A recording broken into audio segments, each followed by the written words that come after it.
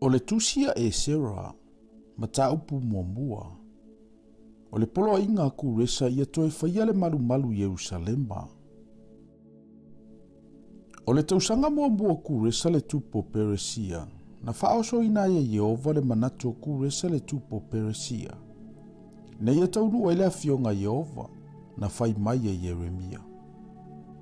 O na ia tala ina leo le upu ilo na malo uma, manatusia i le tusi ua whapea. O lo whapeo na whai ato ku resa le tupo Peresia. Wa tu ina mai ante au Yehova le atu o le langi o malo uma o le lalo langi.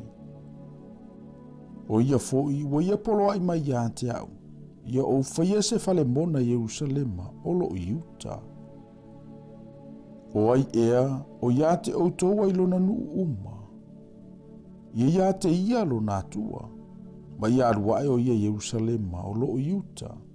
Ma whaile fale o Yehova le atu o Israelu, o le atua lava o ia, o lo Yerusalema. O ilato uma foi o to toi nu uma. Wau mawai o ia. Ia fesoso ani ia te ia tangata o ile mea ua mawai. O ia i ario.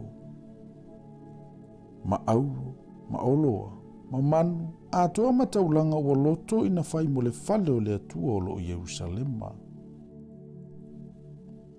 O na tutua i leo mataisi leo yuta ma Penyamina, ma le au Faitauina ma Salevi.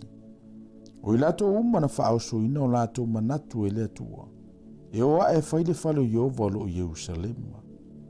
O ilato uma e vangavangai ate ilato. Na fesoso ani ate ilato i mea ario, ma auro, ma oloa.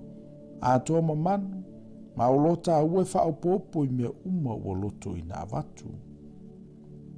Wa au mai foi ele tupo ku resa o meo le whale o Yehova. Na vene pukanesa a Yerusalema. Ma tu ina atu ai i le fale o natua. Wa au mai foi ia mea e ku resa le tupo Peresia le lima. O mete reta le tausi oloa. Ma na Faitauina mai ai ia se pasara le li isili o yuta. O le Faitaua o whaile ne yo ia mea.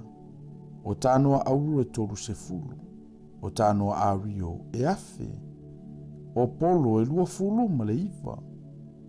O ipu auru e tolu se fulu. O ipu ario au pitoane. Ipu sili e fase lau ma le se fulu. O isi mea e afe. O mea umo auru ma ario e limo afe ma le fao se lau. Na ave ina e se pasaura o ia mea uma whaatasi matangata o le tāwheanga. Na ave ina na i paperonia Yerusalema.